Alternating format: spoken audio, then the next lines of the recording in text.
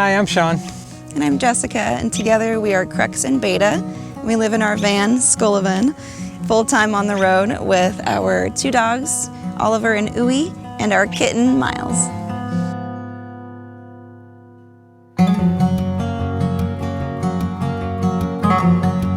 We're climbers. Good climbers that we know, at some point, live in a van. Because you want to be close to climbing all the time. By living in the van, it gives you that freedom. My hopes were always to at least have a weekend warrior style van to be able to travel with and go spend the weekends up in the mountains. Eventually we got talking about tiny houses and started going to the tiny house festivals. Met a lot of cool friends, a lot of people that worked and built tiny houses, and networked through them and started saving to build a tiny house. Saved for probably, 2-3 years. Although a tiny house is way more affordable than a standard house, it's still not the cheapest thing on the market. So we said, all right, well, let's look into campers and trailers and stuff like that. So yeah, it's just a van. He always wanted van life, dirtbag climber, and I just thought it's too small. There's no way I'll live in a van. I can't do it. And so I was like, the biggest tiny house I could think of, I'll do that. And then it just got smaller and smaller because it was just too expensive.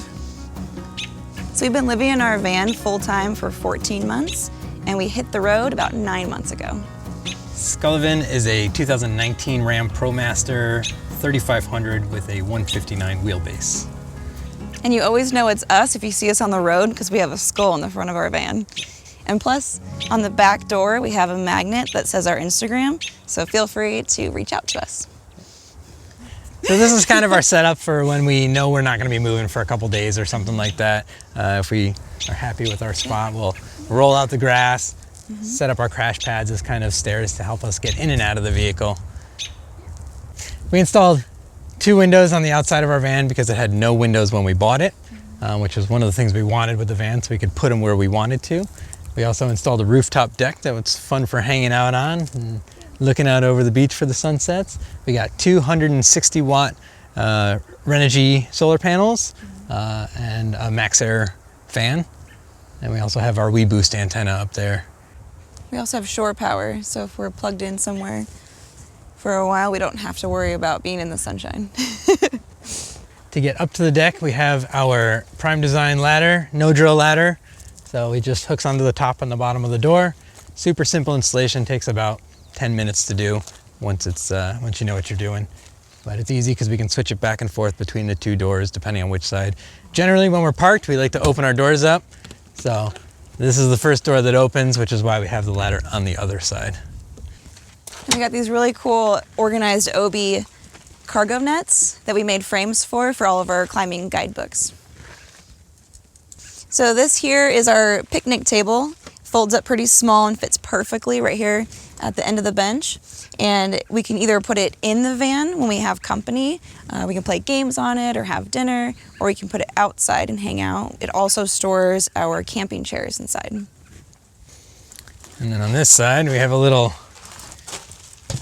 magnet cover for our power source. This is a Goal Zero Yeti 1400. It runs everything in the van from our fridge to our heater to our lights, you name it.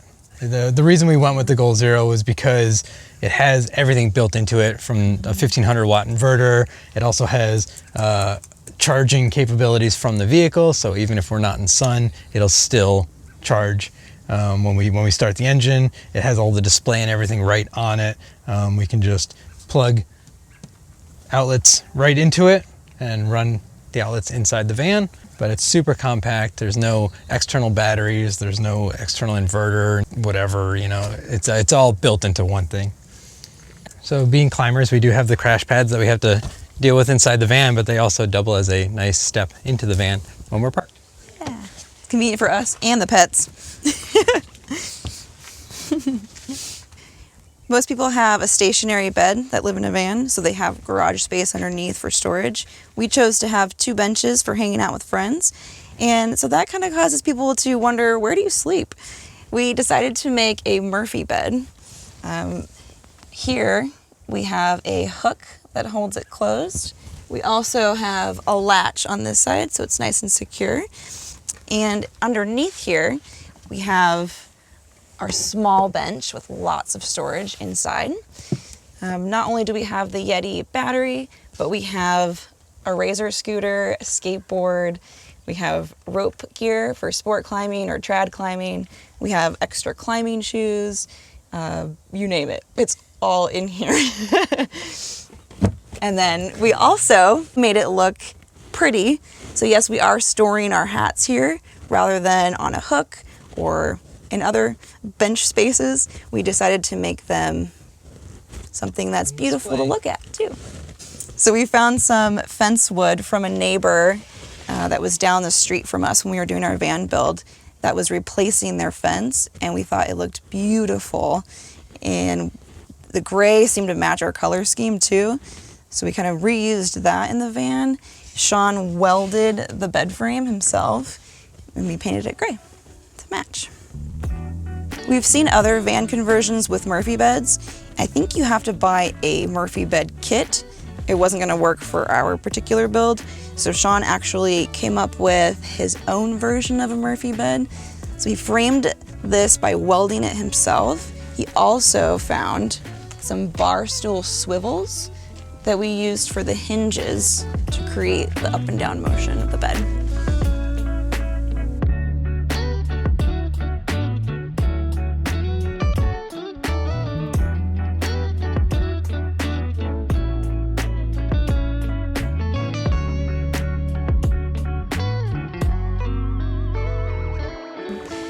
We realized after we did all the measuring for the Murphy bed that we had extra space up above, so that was perfect to put an open shelf. We have a DVD player, we have lots of storage we have games. Shawn wanted to keep his full DVD collection, so we have a huge DVD collection booklet up there. It's huge, it takes up most of the whole thing. It's like... It's massive. But yeah, so that's kind of our rent. Like, we have our van payment, we don't own it, but it's pretty cheap. I think it's $400 and something per month that we just split between us, and then we have insurance. So we have RV insurance, we also have renter's insurance, and we have insurance on a trailer that we usually tow behind, but we have it parked at his mom's house during our travels. But it's got all of his tools in it, so we wanted to make sure that was covered just in case anything happened to it. But how much would you say of the build costs? Like, that's what kind of where I don't remember. I would think based on how much we had saved and how much we sold and whatever, I would say somewhere in the 12 to 15,000 range for the build. 50,000 for the van and the build. Now that we're living on the road, we anticipated our costs being about 11 or 1,200 each per month between phone bills, insurance, everything, food, and it was not that much. So on this side, we have our big bench, which we use for our water storage. We also have our water pump and accumulator tank in there. And we also have our heater in here. So to fill up our water, we just open up the top, put the hose in there, fill it up. Our hose is just a regular hose with, well, a regular hose that we can use for water, drinking water, with a RV inline filter. We also have a 5-gallon collapsible jug in here, so if we can't access a hose spigot, we can just fill it up at a store and dump it in manually. This is also where we keep a lot of tools and extra supplies that we need on the road. And on this side, we have a separate little trap door. That's where the heater access is. So we have a Propex heater that runs off of propane. We decided to go with the Propex heater just because it was quieter, and we knew that we were going to be camping next to people in tents, and we didn't want to be making a ruckus. We have these vents on the front of the bench. This is our heater output, and this guy is actually from our hot water heater. So it's a ventless hot water heater made by Excel, and it consumes a lot of oxygen when it's in a closed space like this. So what we did is we took some heater duct piping that was left over from our heater and ran it into here so that we have a fan on this. So when we're taking a shower or using hot water for extended periods of times, I can flip a switch inside here. It turns the fan on, which sucks air out of this. and fresh air goes in through the cutout for our handle to stop the hot water heater from going into protection and shutting off. Underneath our upper storage, we have our projector. It's a Wodo projector that we can take in and out, so we can use it for watching movies outside with friends, or we can have it on in here and it goes right to our screen that's hanging behind our bed. We also have our version of a fruit basket, which is just a cargo net that we can put stuff into. We also have our paper towel roll and a little fan that stops the heat from collecting underneath the cabinets when we're cooking. So we also have these 4 upper or overhead storage compartments. This is my closet. This has all my clothes in it. We have food and flatware. I just feel like we kind of poured our hearts into it and took our time building it. It took 8 months, which some people say is quick. I think we were just really excited. And 8 months of weekends. Yeah, it was and like every hour after work. Yeah, we were working full time when we built it still. And this was pre any knowledge of COVID becoming a thing. So we started doing this, and then we're ready to pretty much move in when COVID hit. Yeah. And then it was just like, well, cool. So put in our 30-day notice at the house and moved into the van. Lived in the van in Colorado for 6 months while still working full time, just to try and make sure that we could do it. Everything was good. We still had something to fall back on. Yeah, we even moved into the van like for a week in our driveway just to make sure that all the plumbing worked and nothing major was gonna happen. So yeah, we kind of really like went in tiptoe at a time and eased into it, but we never had any major problems. Yeah. Knock on wood. But I mean, most of the things we hear negative about van life, when you go on YouTube and you listen to people be like, yeah, van life is not just Instagram pictures and beautiful scenery and whatever. And it's like, yeah, I kind of. Well, we watch those. We watch those in the planning. Like, okay, we want to make sure that we know what the negatives are before, right, so we can, solve it. So we were like, what are the cruxes? What's our beta to solve them? And now we rewatch them or think back, and we're like, oh, like those really weren't that big of a deal, and we figured out how to avoid them. Right. And it was stuff like finding a shower. All the gyms closed during COVID, and like we didn't know that was going to be a thing, but we had planned, okay, we're living in it, we should have a shower. Yeah. And so we didn't rely on a gym membership. And then, trying to find somewhere to go to the bathroom. Well, we made, because we couldn't afford, a composting toilet. So there you go. You can go to the bathroom at any time in your own privacy. We got a retractable door. It's like a whole different room. But the biggest complaints from people are always like where to shower, where to go to the bathroom, finding a bathroom at, 5 a.m. when you just got to go. And it's just like, well. And that seemed like survival to me. I'm like, we have to have that. If we're living in it, you have to have a toilet and a shower. Like, that's just no-brainer. We tried to include all the comforts of a home. Ooh, I thought of one. One was dog hair and it always being a mess. Leaf blower. No, it's okay. Sweep.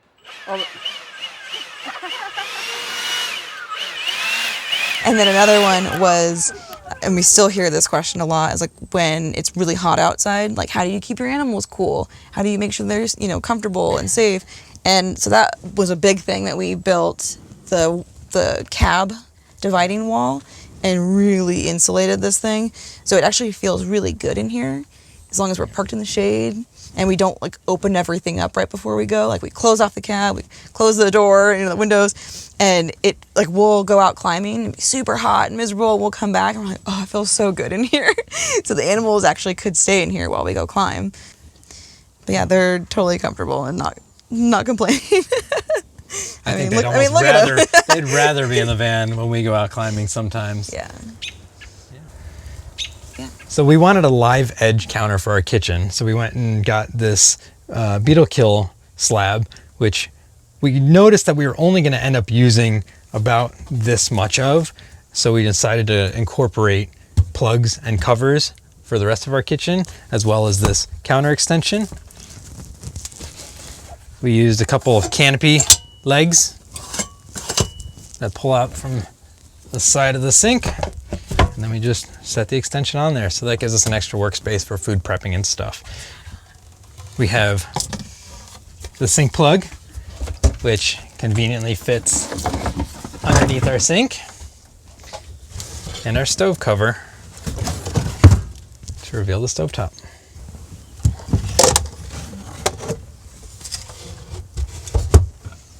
Across from our kitchen, we have our closet, aka my closet. I have all of my necklaces hanging in here. On the other side, makeup that I don't wear anymore, more jewelry.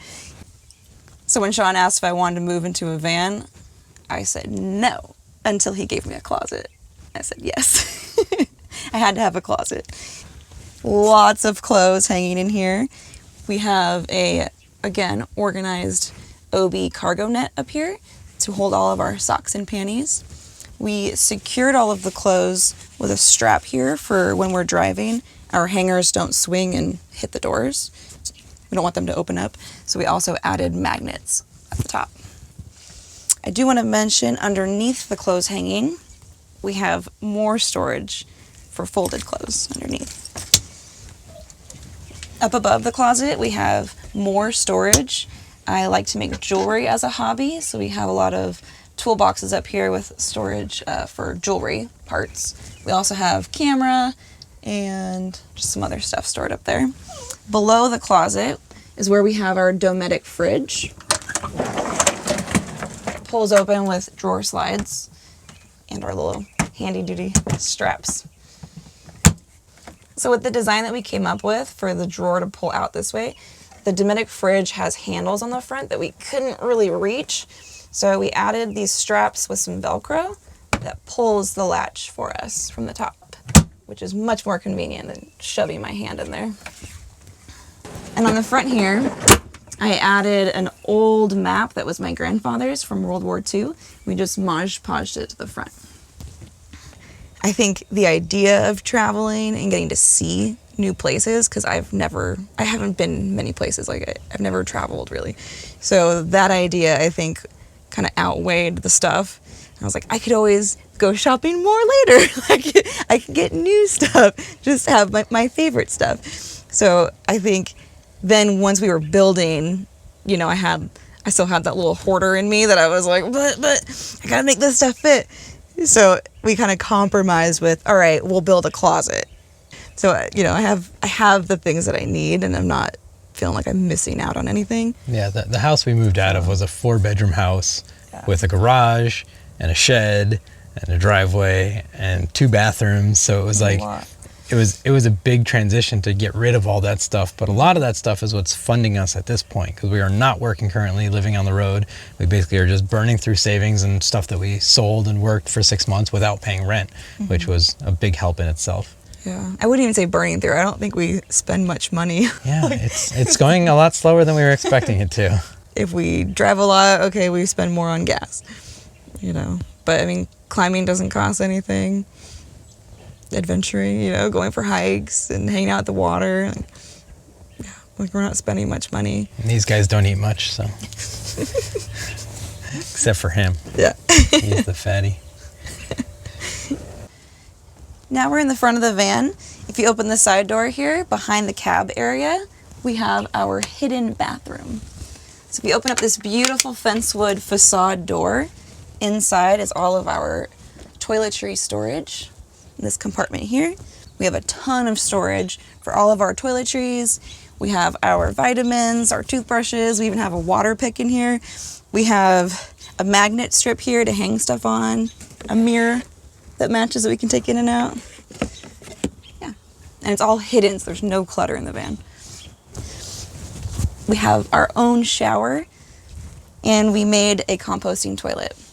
We used a Home Depot bucket, but we made a fancy wood frame for it, so it looks really nice, with handles that we can take the toilet in and out of the shower.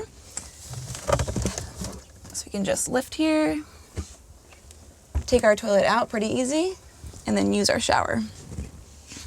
Another cool thing that we came up with was a tension rod meant for closets. We put them in here to hang our towels and toilet paper. So this shower also doubles as another room. Privacy for when you want to use the toilet we have a Nautilus retracting shower door. I'm stuck. Just kidding. And then also on the top of the shower, this little gap here lets any moisture or steam coming out of the shower and straight up into the fan. It's like when you have that feeling in the back of your mind, like something's not right, something's wrong. Every now and then that feeling will pop into my head and be like, this isn't gonna be like this forever, you know, like eventually I'm gonna have to make some more money to continue living like this, which means either going back to work or finding work on the road or whatever. We kind of dread that. It's like you're enjoying your weekend and you don't want Monday to come. You know, it's like looming over us. I guess a little bit of stress is just from that, like, how can we make money and stay on the road, keep traveling, but have it be something we enjoy, and it doesn't have to be as much money as we were making before. We don't need a full-time job. We don't need to chase the top and, you know, make the most that we possibly can. Like, we don't need to do that. So that's really nice. It makes it a little less stressful. Yeah, I mean, it does feel kind of selfish doing this, and like everyone else is out working their jobs and whatever, and we're just living the life and rubbing it in your face on Instagram or whatever, you know. But it's like, we did work hard to get to this point. Part of this is even like political for, you know, it's like a statement for us. It's like, people shouldn't have to make as much as they do to be able to live a normal life. Things have changed so much, and it's just like, this is like kind of our way of saying the less money we need, the less we have to make. Where we're trying to take ourselves out of the loop, out of the system, you know, and like live freely, you know, truly free. Yeah. Aside from the mom handle, we put a lot of thought into the detail of our foyer. From the tile floor transitioning into the wood to a storage spot for our step stool, for a mirror for Jess to do her makeup before work in the morning, which she no longer does, but I can still see my outfit. I can see my feet. We also wanted it to be functional. We put another organized Obi storage net in here, which we keep our headlamps, our bug spray, our keys, and just little knickknacks that we want to take out of our pockets as we're getting into the van with. So one thing that makes our van unique is we walled off this cab area with a secret door, so we can access the front cab a little bit more stealth. We don't have to go out of the van, come around to the side, go through the side door. We can just go through here. And I can also put the animals back here when we park somewhere and close it up, so it's nice and cool back here for them because it's full of insulation, even on the side here. Oh, and I forgot to show you the secret garden. Yeah. If we're someplace where like we're not sure if we're gonna be able to stay here tonight, we'll like brush our teeth and put the toothbrushes away. Like, we don't just like leave stuff out on the counter just in case we get a knock on the door in the middle of the night and it's like, you gotta move. So we'll just kind of like plan ahead for that stuff. It hasn't happened very often. We've gotten asked to move 2 or 3 times, and it was pretty like mellow, like, hey, there's no sign here, so I'm not gonna give you a ticket, but you can't stay here. And we just kind of packed up and moved along. But for the most part, it's been pretty easy with all the, again, technology, the different apps, whether it be Seeker or iOverlander. It's so much easier to find amenities and water and bathrooms and part of that is adding new ones that we find. Yep. So I always try to leave a review if it's already added. Everything, like every spot we go to, like water, parking, if there's propane somewhere, if we went to a laundromat, like I try to add a review or add a new, you know, little pin to the app just to help everybody else. Yeah, we try and be really proactive about trying to make van life easier and make it more acceptable too. We pick up a lot of trash when we go to new places, you know, like we went to our campsite last night and most people passed the campsite probably because there was a bag of trash strewn all over it. And a raccoon probably got right into it. So we pulled in, picked it all up and packed it out, and it was just like, and people drive by and they're like, hey, thanks guys, you know. Yeah, you know, like, people appreciate it, you know. It's like, and that was one of the things we learned about from like the tiny house festival stuff is like, be an active part of the community so that they want you there versus like a nuisance, you know. We want people to drive by and be like, wow, it looks beautiful here, you know. Oh, and there's 17 vans on the side of the road. it feels welcoming when you pull up to a spot where you found on an app and there's another van parked there. Mm-hmm. You know, it's like, oh, okay, cool. You know, we're gonna make a new friend today. Yeah. So We have the climbing community that's super open, and then we also have van life community, but I think van life community kind of opens up to just nomad. You know, you can be in an RV, you can be in a truck camper, there's so many different things you could live in on the road. it's the lifestyle. It's not necessarily what you're driving, it's who's driving it, you know? But we've met so many like better friends than I've ever had on the road, and just in this community that we've caravanned with, you know, just like, even if it's like, hey, how's it going? I saw your Instagram sticker, and they're like, oh, what are you doing? You know, and we hooked up, and then like 2 weeks later, they're like, all right, we're leaving, and it's like, bye, best friend. Yeah. You know, Worst day ever. yeah. It's never a goodbye. It's always like, see you later. You know, till next time. Thank you for watching our video and for stopping by Tiny House Expedition. I'm Alexis. And I'm Christian. Don't forget to like, comment, and subscribe. And for more tiny home tours and stories, click the videos below. And join us on Instagram for bonus content, including face-to-face conversations with us. We hope to see you there. All right. Thanks, guys. Have a good one.